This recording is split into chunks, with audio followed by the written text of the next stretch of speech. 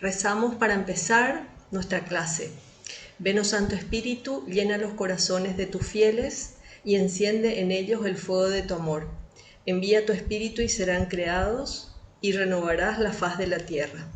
Oh Dios, que instruiste los corazones de tus fieles con la luz del Espíritu Santo, hacenos conocer las cosas rectas y gozar siempre de sus divinos consuelos. Por Jesucristo nuestro Señor. Amén.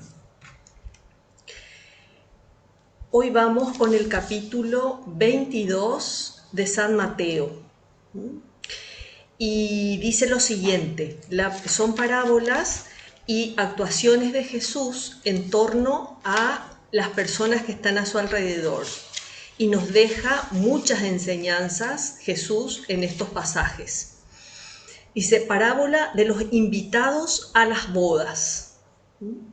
Jesús les habló en parábolas diciendo: el reino de los cielos es semejante a un rey que celebró las bodas de su hijo y envió a sus criados a llamar a los invitados a las bodas, pero estos no querían acudir. Nuevamente envió a otros criados ordenándoles: decid a los invitados, mirad que tengo preparado ya mi banquete, se ha hecho la matanza de mis terneros y reses cebadas, y todo está a punto. Venid a las bodas. Pero ellos, sin hacer caso, se marcharon, uno a sus campos, otro a sus negocios. Los demás echaron mano a los siervos, los maltrataron y dieron muerte. El rey se encolerizó y enviando a sus tropas acabó con aquellos homicidas y prendió fuego a su ciudad. Luego dijo a sus criados: las bodas están preparadas, pero los invitados no eran dignos. Id pues a los cruces de los caminos y llamad a las bodas a cuantos encontréis. Los criados, saliendo a los caminos, reunieron a todos los que encontraron, malos y buenos, y se llenó de comensales la sala de bodas. Entró el rey para ver a los comensales y se fijó en un hombre que no vestía traje de boda. Y le dijo: amigo, ¿cómo has entrado aquí sin llevar traje de boda? Pero él se calló. Entonces dijo el rey a sus servidores: atadlo de pies y manos y echadlo a las tinieblas de afuera. Allí será el llanto y el rechinar de dientes, porque muchos son los llamados, pero pocos los elegidos. Bueno, entonces esta parábola viene a ser como una continuación de la anterior. ¿En qué sentido? Que es una llamada nuevamente de Jesús al reino de los cielos. Que todos estamos llamados, o sea, esa es la voluntad salvífica de Dios. O sea, quiere que todos los hombres se salven. Pero por un rechazo, por una malicia extraña, ¿verdad? Extraña porque con Dios que nos da todo y es tan bueno, ¿verdad? Una misteriosa malicia del hombre que le rechaza rechaza ir al banquete en este caso, ¿verdad? En el caso de la parábola. Y en el caso del hombre, de nosotros, los seres humanos, rechazamos la invitación de Dios a vivir en el reino de los cielos y estar muy cerca suyo acá ya en la tierra, ¿verdad? Acepto esa invitación yo ahora. ¿Cómo la acepto? ¿En qué se nota que la acepto? ¿Cómo vivo? Me doy cuenta de que esa invitación es a estar con Dios, es a estar cerca suyo, al lado suyo. Y también esto nos tiene que llevar a pensar en las invitaciones que nos hace Dios a lo largo de nuestra vida a través de su providencia. Su providencia divina va guiando, va llevando todos nuestros pasos, todas las circunstancias de nuestra vida a lo mejor, a lo que sea mejor para nosotros. Hay un pasaje del Evangelio que dice que todos los cabellos de nuestra cabeza están contados. Y uno dice, ¿cómo es posible? Cuando uno se lava se cae muchísimo, cuando se peina, cuando qué sé yo. O sea, evidentemente que es un ejemplo, es una frase para decir todo, todo lo de ustedes me importa y todo está milimétricamente aprovechado, ¿verdad? A pesar de la gran libertad que Dios nos deja. Y uno es rechazado porque no tiene el vestido nupcial. ¿Y cómo entraron? Uno dice, porque el dueño de la fiesta dijo, vayan a los caminos y inviten a todos, ¿verdad? Y esa es la fe. La fe que tenemos, que tiene el hombre en la divinidad y en la grandeza de Dios y el cielo, hace que estén ahí, que hayan estado ahí esos invitados. Pero al final somos aceptados uno a uno. Y el dueño de la fiesta, digamos, el padre, el rey, como dice acá en la parábola, se da cuenta de que uno, o por lo menos cuando le pregunta, cuando le mira a uno, se da cuenta de que no tiene el traje de bodas, ¿verdad? ¿Y cuál es ese traje de bodas? Uno piensa, si ya estaba ahí, se supone que se fue preparado, ¿cómo puede ser? Qué raro. Y en realidad el traje de bodas es la vida de la gracia. La vida de la gracia. ¿Cuántas veces hablamos de la vida de la gracia en el alma? Y por otro lado, más en general o más en particular, no sé cómo sería, es la caridad. La caridad es el único tema de examen de la vida eterna. El amor que hayamos puesto a Dios y a las personas en toda nuestra vida. El traje de la gracia, de las buenas obras, del corazón limpio, y agradecerle al Señor que estemos aquí reunidas en este momento estudiando lo que Él quiere de nosotras. Y eso indica que por su gracia somos parte de sus elegidas. Entonces tenemos que agradecerle mucho.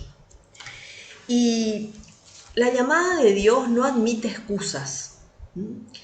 Y los primeros invitados hacen relación a los judíos nuevamente, ¿verdad? Son los primeros invitados, son el pueblo elegido que Dios va preparándose para que le reciba, ¿verdad? Y en realidad al final le rechaza, no le reconoce. Y por eso Cristo se busca una nueva iglesia, un nuevo pueblo, que es la iglesia. Y decíamos ya que el traje que exige es la gracia, el amor, la caridad. ¿Y qué es eso sino el perdón, la comprensión, la misericordia? Todo eso que Él encarna, que Dios es misericordia, Dios es amor, Dios es comprensión, Dios es perdón, ¿verdad? Pero nosotras no, nosotras por ahí juzgamos, por ahí condenamos, por ahí no somos comprensivas, no perdonamos, y ahí tenemos que dar un salto. Ahora no vemos la gracia, es transparente, es indeleble, no se puede ver, ¿verdad? Pero en la vida eterna, en el cielo, en la eternidad, eso es lo que va a quedar en evidencia, la gracia que cada una tenga en el alma, la gracia que haya acumulado, porque cuando uno pierde la gracia, hasta que la recupera por la confesión o a través de la confesión, esa gracia se va acumulando, ¿verdad? Y la vuelve a recuperar cuando se confiesa lo que haya perdido y sigue creciendo, ¿verdad? Según el esfuerzo, ¿verdad? Que cada una ponga. La gracia puede ser santificante, que es la gracia que recibimos con el bautismo, ¿verdad? Y que va creciendo en nuestra alma. La gracia actual, que es la gracia que tiene la providencia para ir ayudándonos a vivir, ¿verdad? A tener fortaleza, a tener alegría, a tener misericordia, a ir actuando como buena hija de Dios, ¿verdad? Y la gracia sacramental, que es la gracia que nos da cada sacramento, que de alguna manera es la gracia santificante, que va aumentando en nuestra alma, ¿verdad? Que nos da la confesión y que nos da la comunión, que son los dos sacramentos que recibimos más frecuentemente. Y por eso esta llamada, este ser escogidos para el reino de Dios, es algo que nos tiene que ilusionar, es algo que nos tiene que alegrar, porque Dios nos ama inmensamente, Él quiere estar con nosotros, quiere que nosotras estemos con Él en la vida eterna, y por eso tenemos que estar vigilantes, porque no sabemos cuándo será ese día en que Dios nos va a llamar a su presencia. Es muy, muy, muy importante estar vigilantes. Por eso la Iglesia constantemente nos ayuda a pensar en esto, especialmente en este tiempo de Adviento en el que estamos desde el domingo pasado. Mañana ya será el segundo domingo de Adviento. Nos ayuda a pensar. Lo mismo la Cuaresma, con la Semana Santa, que nos ayuda a pensar de que Jesús vino a morir en la cruz por nosotros para salvarnos del pecado y abrirnos las puertas del cielo, ¿verdad? Entonces, ¿cómo tenemos que buscar esa gloria de Dios, esa vida con Dios cada día? Que nuestros pensamientos, nuestras palabras, nuestras acciones estén acordes con lo que Dios espera de nosotras. Sobre todo, muchas veces, es verdad que las acciones son muy importantes porque son la expresión de todo nuestro interior, pero hay veces que hay pensamientos que no se traducen en acciones o en palabras, pero afectan al prójimo. Porque se da cuenta o porque al final actuamos mal, porque tuvimos malos pensamientos, y sobre todo porque Dios ve nuestros pensamientos y nuestras intenciones, ¿verdad? Dios nos ve en nuestra interioridad. Por eso tenemos que agradecerle a Dios que tiene tanta paciencia con nosotras, con el universo entero, con el mundo, con las personas que somos nosotras, tanta paciencia que nos va buscando cada vez para que estemos cerca suyo, hasta morir en la cruz, ¿verdad? O sea, su paciencia fue infinita, ¿verdad? Que le llevó hasta eso, respetando la libertad humana. Esa capacidad que tenemos todos de autodeterminarnos al bien, ¿verdad?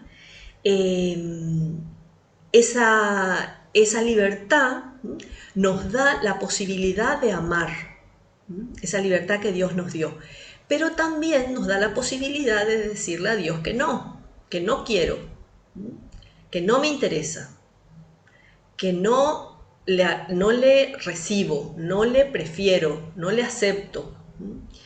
Nos da la posibilidad de rechazarle esa libertad. Por eso es importante tener presente cuál es la definición o qué es la libertad, ¿verdad? La libertad es la capacidad que tenemos de autodeterminarnos al bien, porque queremos. No somos títeres en las manos de Dios, a pesar de que Dios sepa lo que nos va a pasar, porque para Él no existe el futuro, para Él es todo presente, Él sabe lo que nos va a pasar, pero deja que hagamos. Y por eso nosotras podemos actuar bien, podemos actuar mal, ¿verdad? Podemos hacer una cosa que no está del todo bien. Y Dios de esa manera permite, porque así podemos amar, porque el amor es la decisión de entrega, es la opción, digamos, ¿verdad? La opción por la entrega, en lugar del egoísmo, del yo. Entonces, esa es la invitación a las bodas. Esa es la realidad que Cristo, que Dios es el Rey, ¿verdad? Y que al final lo que dice es que, que a ese que no tiene el que no tiene el traje, que se ha echado a las tinieblas exteriores, ¿verdad? Y eso nos habla claramente, claramente de que hay un castigo, de que hay un castigo. Y a veces la gente, no sé si te pasará un poco a vos, ¿verdad? Decir, bueno, no, Dios es tan bueno, tan misericordioso, que no puede ser que exista el infierno. Hay gente que afirma esto en contra de lo que dice la iglesia, ¿verdad? Que la iglesia dice que existe el infierno, que es un castigo, ¿verdad? Para las personas que se alejan de Dios acá en la tierra, que optan por no estar cerca de Dios y por no cumplir sus mandamientos aquí en la tierra. Y dice claramente que será echado afuera y allí será el llanto y el rechinar de dientes. Existe el infierno, existe el purgatorio. Por la fe creemos firmemente, porque lo afirma la iglesia, ¿verdad? La doctrina de la iglesia, la profundización que hizo la iglesia como cuerpo, como cabeza, más bien que, bueno, sí, cuerpo y cabeza, la cabeza es Cristo, pero la cabeza en cuanto que nos dirige, ¿verdad? La iglesia, como maestra, como magisterio de la iglesia, nos dice que existe el infierno, existe, bueno, el cielo, el purgatorio y el infierno. Y que Dios no es que mande al infierno a una persona, que no es que Dios le diga, mira, vos te portaste tan mal que te vas al infierno, sino que esa persona se da cuenta de que no puede estar delante de Dios, de que su lugar es el infierno o el purgatorio, ¿verdad? En el caso nuestro, o en el caso hipotético nuestro, ¿verdad? Que pensamos que estamos con la meta de llegar al cielo. Entonces, uno tiene una luz tan especial en ese momento, dado por Dios, por supuesto, que uno entiende perfectamente cuál es su lugar en ese momento en que es juzgado por Dios. Bueno, y después viene el tributo al César. Les leo. Entonces los fariseos se retiraron y tuvieron consejo para ver cómo podían casarle en alguna palabra. Y le enviaron sus discípulos junto a los herodianos a preguntarle: Maestro, sabemos que eres veraz y que enseñas de verdad el camino de Dios, y que no te dejas llevar de nadie, pues no haces acepción de personas. Dinos, por tanto, ¿qué te parece? ¿Es lícito dar tributo al César o no? Conociendo Jesús su malicia, respondió: ¿Por qué me tentáis, hipócritas? ¿Verdad? Claramente Jesús les habla: ¿Por qué me tentáis, hipócritas? Enseñadme la moneda del tributo. Y ellos le mostraron un denario. Jesús les preguntó: ¿De quién es esta imagen y esta inscripción? ¿De quién? Le respondieron, dad del César. ¿De quién es esta imagen? ¿De quién es esta imagen y esta inscripción? Le respondieron: del César. Entonces les dijo: dad pues al César lo que es del César, y a Dios lo que es de Dios. Al oírlo se quedaron admirados y dejándole se marcharon. O sea, el Señor nuevamente da una muestra magistral de su sabiduría. Le tendieron una trampa. Querían que si decía del César, iba a ser una trampa a favor de los romanos. Y si decía que no le tenían que dar, entonces iba a ser a favor de los judíos, ¿verdad? El caso es que Jesús da una enseñanza grandiosa. ¿De quién es la figura?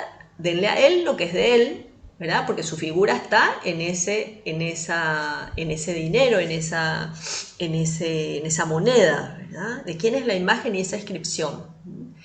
Y a Dios lo que es de Dios. ¿Y qué es de Dios? Todo. Todo nosotros, todo lo nuestro es de Dios. Por tanto, tenemos que darle todo. Pero en concreto lo que nos pide, lo mínimo que nos pide, es que cumplamos los mandamientos. Ese es el tributo que le debemos a Dios. Después mucho más, estar muy cerca suyo. Pero el tributo primero son los 10 mandamientos. Y su respuesta a lo que le preguntaron no es política, ¿verdad? No es bueno el César, la política, evidentemente es espiritual, ¿verdad? Lo que enseña es que es voluntad de Dios o es parte de la voluntad de Dios el cumplimiento fiel de los deberes cívicos. El cumplimiento fiel de los deberes cívicos. Tenemos que pagar los impuestos, tenemos que obedecer a la autoridad civil, ¿verdad? Y eso nos lo enseña claramente en este pasaje. Bueno, después dice la resurrección de los muertos. Es el otro pasaje que vamos a leer ahora. Dice, aquel día se acercaron a él unos saduceos, que era otro equipo, otro equipo de gente que estudiaba las profecías y la ley, pero que negaban la resurrección. De hecho dice acá, aquel día se acercaron a él unos saduceos que niegan la resurrección y le interrogaron, Maestro, Moisés dijo, si alguien muriese sin tener hijos, que su hermano se case con la mujer para dar descendencia a su hermano. Pues bien, había entre nosotros 7 hermanos. El primero, una vez casado, falleció, y al no tener descendencia dejó su mujer a su hermano. Lo mismo sucedió con el segundo y el tercero hasta el séptimo. Después de todos ellos murió la mujer. Entonces, en la resurrección, ¿de cuál de los 7 será mujer, puesto que la tuvieron todos? Jesús le respondió, estáis en el error por no entender las Escrituras ni el poder de Dios. Pues en la resurrección ni los hombres tomarán mujer, ni las mujeres marido, sino que serán en el cielo como ángeles. Y en cuanto a la resurrección de los muertos, ¿no habéis leído lo que os fue dicho por Dios? Yo soy el Dios de Abraham, y el Dios de Isaac, y el Dios de Jacob. Ahora bien, no es Dios de muertos, sino de vivos. Y la muchedumbre, al oírlo, se admiraba de su doctrina. Bueno, nuevamente aquí Jesús da una espectacular enseñanza. Una espectacular enseñanza. Esto que para los judíos tenía una importancia muy grande esta ley del levirato, así se llamaba, ¿verdad? Que los hermanos tenían que ocupar el lugar del hermano hasta darle descendencia a la esposa y que el hijo que naciera se tenía que llamar como el difunto, como el hermano que falleció. Pero lo que pretendían los saduceos, los saduceos, era poner en ridículo el tema de la resurrección. O sea, cómo van a resucitar y de quién va a ser la esposa y etcétera, ¿verdad? Entonces Jesús les dice claramente que la resurrección afirma Jesús la resurrección de los muertos. O sea que eso es algo que los muertos que dicen ellos, ¿verdad? O sea que humanamente están muertos, viven, ¿verdad? Y que es lo que nosotros los cristianos creemos firmemente, ¿verdad? Que existe la resurrección y la vida eterna, ¿verdad?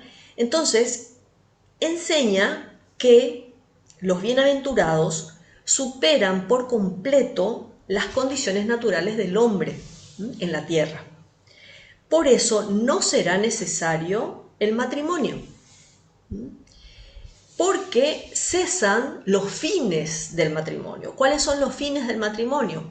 En primer lugar, la procreación y la educación de los hijos, ¿verdad? Y en segundo lugar, la ayuda mutua, la compañía, el amor entre ambos, ¿verdad? Entre esposo y esposa, que es una ayuda para vivir en la tierra.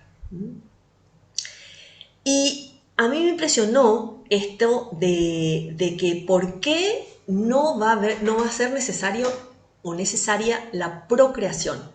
Porque una vez alcanzada la inmortalidad, o sea, ya no vamos a morir, vamos a ser inmortales, ya no será necesaria la conservación de la especie humana, porque ya vamos a vivir todos. Tampoco será necesaria la ayuda mutua, porque, que es el segundo fin, ¿verdad? Porque los bienaventurados gozarán de la felicidad eterna y completa al poseer a Dios. Ya no necesitarán otra ayuda. Entonces, claramente Jesús dice acá que Dios lo es todo en la vida eterna. En la vida eterna tendremos claridad para verlo. Veremos que realmente Dios es todo y es lo único que importa. Y acá en la tierra lo vemos difuminadamente, cada cual según su situación, más difuminadamente o menos difuminadamente. Por eso es tan importante profundizar en estas verdades que dice la Escritura para darnos cuenta que realmente la vida eterna tiene que ser nuestro fin más inmediato, más cercano, porque no sabemos el día ni la hora. Si no me equivoco, en la clase pasada o antepasada habíamos hablado del examen de conciencia, ¿verdad? De lo importante que es hacer examen para ver cómo está nuestra alma. ¿Cómo está nuestra alma? ¿Qué hice bien? ¿Qué hice mal? ¿Qué pude haber hecho mejor? ¿Verdad? Para ir mejorando cara a Dios, ¿verdad? Porque eso es lo único que importa. Bueno, y a continuación viene otro pasaje que vamos a leer y con este terminamos. Acá nos quedan 10 minutos. Dice: los fariseos, al oír que había hecho callar a los saduceos, se pusieron de acuerdo y uno de ellos, doctor de la ley, le preguntó para tentarle: Maestro, ¿cuál es el mandamiento principal de la ley? Y él les respondió: amarás al Señor tu Dios con todo tu corazón, con toda tu alma y con toda tu mente. Este es el mayor y el primer mandamiento. El segundo es semejante a este: amarás a tu prójimo como a ti mismo. De estos dos mandamientos pende toda la ley y los profetas. Bueno, entonces hay un poquitito más, pero lo que nos interesa profundizar es esto. El primer mandamiento y el principal, ¿verdad? Ya sabemos que tenemos que amar, ¿verdad? Eso nos queda claro, Dios nos lo repite constantemente, pero ahora tenemos que ver, ¿amo realmente? ¿Cuánto amo? A veces me pasa, les confieso, que cuando le pido a Dios el amor, instintivamente estoy como pidiéndole más sentimientos, o sea, sentir más cariño hacia los demás. Y en realidad eso no es lo importante. O Entonces yo misma me sobrepongo y digo, bueno, Señor, aunque en el fondo te esté pidiendo sentimientos, yo sé que no es eso lo importante, yo sé que es el sacrificio, es el buscar el bien de la otra persona todo el tiempo, y eso es lo difícil, porque a veces buscamos, pero otras veces buscamos el propio, ¿verdad? O a veces incluso buscamos el propio pensando que estamos buscando el de la otra persona. Bueno, entonces, ¿cómo amamos? Dice acá, practica la caridad. Si no podemos estudiar, dice una frase de San Agustín, por consiguiente, si te falta tiempo para estudiar página por página todas las de la escritura, que es lo que estamos haciendo nosotras, y ni puedes penetrar los misterios de las sagradas letras, practica la caridad, que lo comprende todo. Poseerás lo que has aprendido y lo que no has alcanzado a descifrar, ¿no? O sea que lo único que importa es la caridad. Entonces, ¿qué me puse yo acá? ¿Por qué Dios nos pide esto? ¿Por qué nos pide? Porque es amado el hombre, cuando es amado el hombre, es amado Dios, ya que el hombre es imagen suya. El hombre fue creado a imagen y semejanza de Dios. Por eso cuando amamos al hombre, al ser humano, amamos a Dios. Pero, acá hay un pero importante, tenemos que amar al hombre por Dios. Ahí está la trampita, que no es trampa, al revés. La trampita digo en el sentido de que cuesta un poco, porque sin referencia a Dios, cuando amamos al hombre, o al ser humano, o a la mujer, a la mamá, al hijo, a la amiga, al marido, a la esposa, cuando amamos al hombre sin referencia a Dios, ese amor se puede convertir en un obstáculo del primer mandamiento. Y deja de ser verdadero amor, por tanto. Se convierte en egoísmo. Y esto es matemático, como que 2 más 2 es 4. Es matemático, o sea que si yo me centro en el hombre, dejo de vivir el primer mandamiento, porque no amo a Dios sobre todas las cosas. O sea, no es que por el hecho de, sino que consecuentemente voy a dejar de ir a misa porque esa persona quiere o porque esa persona no quiere o porque, o sea, mi vida va a girar en torno a esa persona en lugar de girar en torno a Dios, que es lo que tiene que ser, ¿verdad? Y probablemente y muchas veces ese amor a esa persona o esa misma persona, si no está unida a Dios, esa persona me va a llevar a alejarme de Dios. Me va a llevar a centrarme en las cosas materiales, en las cosas superfluas o superficiales, ¿verdad? Por eso tiene que ser siempre el amor con referencia a Dios. Pero el amor al prójimo es una prueba de que amamos a Dios. Por eso es tan importante que le amemos. Quien ama de verdad a Dios, ama también a sus iguales, porque verá en ellos hermanos, hijos del mismo Padre, redimidos por la misma sangre. Así con esa visión tenemos que ver a los demás, a las demás personas. La medida del amor con el que tenemos que amar a los demás es el amor que tenemos a nosotros mismos. Nosotros nos queremos mucho, a pesar de que podemos, podemos no tener tanta, no sé, ¿cómo es que se dice eso que está de moda? No aceptarnos tanto a nosotros mismos,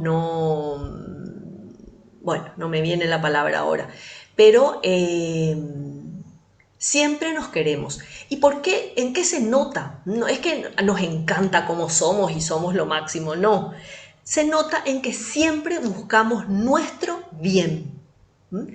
Siempre buscamos nuestro bien. O sea, analizá nomás lo que hiciste en el día de hoy. Cada cosa que hiciste porque te convenía, porque te gustaba, porque te venía bien, porque lo necesitabas, por lo que sea, ¿verdad? O sea, todo lo que vamos haciendo lo hacemos por nuestro bien. Entonces, así como buscamos nuestro bien, tenemos que buscar a la par, tenemos que buscar el bien del prójimo. Y cuando hay, ¿qué te diría? Como que se encuentran ambos intereses o ambas necesidades, hay que prime el otro. ¿Hasta dónde? Hasta que ese acto a mí no me lleve a ofender a Dios. Si me lleva a ofender a Dios, ahí ya no. Y según que esté en juego un bien espiritual o material también, ¿verdad? O sea que siempre tenemos que tender al otro, al bien del otro. Y con eso, ¿verdad? Vamos a agradar a Dios porque le vamos a estar dando gloria. Vamos a hacerlo, intentar luchar, hacerlo por Él, por Dios, por agradarle a Dios. Por eso que es importante cuando nos levantamos ofrecerle a Dios el día, ofrecerle todos nuestros esfuerzos del día. Y cuando nos esforzamos por hacer el bien a otra persona, ese bien ya será por Dios, si lo hicimos de esa manera, o sea, si le ofrecimos a Dios, aunque en ese momento por ahí se nos metan otros intereses, que es bueno también ir rectificando, ¿verdad?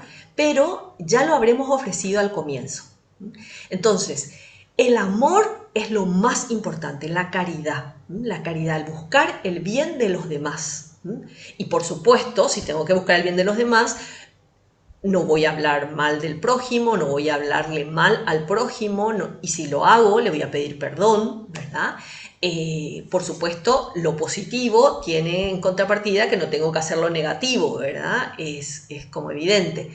Pero bueno, igual este tema da para mucho, ¿verdad? Y va a seguir dando para mucho a medida que avancemos en las Sagradas Escrituras, porque ese es el punto principal, que Dios hecho hombre, Jesús es el Mesías, la iglesia católica que él formó, y el amor, que es su principal mandamiento, ¿verdad?